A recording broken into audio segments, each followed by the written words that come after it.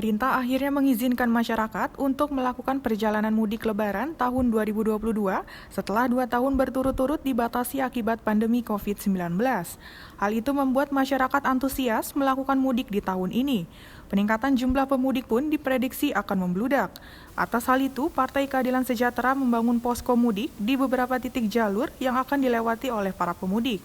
Hal tersebut diungkapkan oleh Ketua Fraksi PKS Zazuli Juwaini dan Ketua Majelis Syuro PKS Salim Segaf Al-Zufri saat ditemui wartawan usai menggelar acara buka bersama sekaligus acara gerakan berbagi 2 juta paket Ramadan.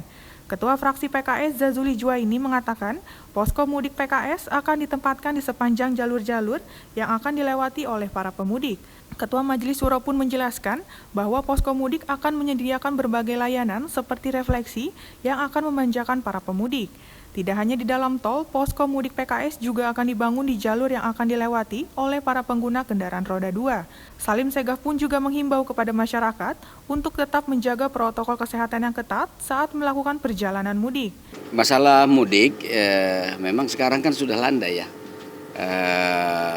COVID-nya, maka dengan mudik itu masyarakat bisa bersilaturahim dengan keluarga besarnya. Kemudian perputaran ekonomi bukan hanya di kota-kota besar nanti. Begitu dia pulang kampung kan juga muter ekonomi di daerah. Saya kira untuk pemerataan perputaran ekonomi mudik itu cukup bagus. Dan PKS atas instruksi dari Ketua Majelis Syuro besok akan diresmikan oleh beliau, nanti beliau bisa sampaikan tentang layanan posko mudik, relawan layanan posko mudik di sepanjang jalur-jalur itu beliau akan mungkin beliau bisa sampaikan instruksi.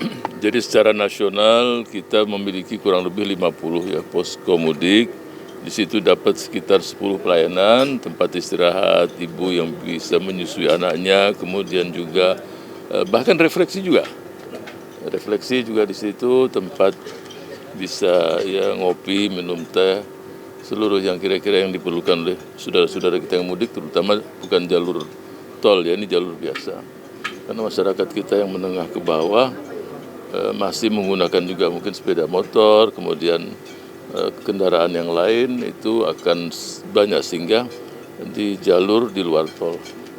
Jadi banyak sekali posko kita itu di luar tol ya. Atau saat keluar dari tol ya itu di situ posko kita siapkan untuk masyarakat. Memang nanti jadi satu uji coba setelah mudik ini apakah COVID akan meningkat atau hilang sama sekali. Ya kita berharap mudah-mudahan ini adalah semakin landai dan COVID ini mudah-mudahan diangkat dari negeri kita dan seluruh negeri-negeri di dunia. Amin. Supaya ekonomi dan kesejahteraan masyarakat di negara kita dan tetangga-tetangga kita dan seluruh belahan bumi ini semakin membaik ke depan. Ya himbauan tetap ya prokes kesehatan itu dijaga. Karena ini belum final, sebab di negara lain juga meningkat. Di Hong Kong, di Korea, di beberapa tempat masih tinggi, oleh itu perlu ekstra hati-hati. Dan kalau ada saudara kita yang terkena flu atau batuk, tolong menggunakan masker, tolong tidak berkumpul dengan yang lain. Ya, kita terus terang masih belum final, perlu tetap ekstra hati-hati. Dari Jakarta, Andi Rezaldi, Halida Dianisina melaporkan untuk Sinpo TV.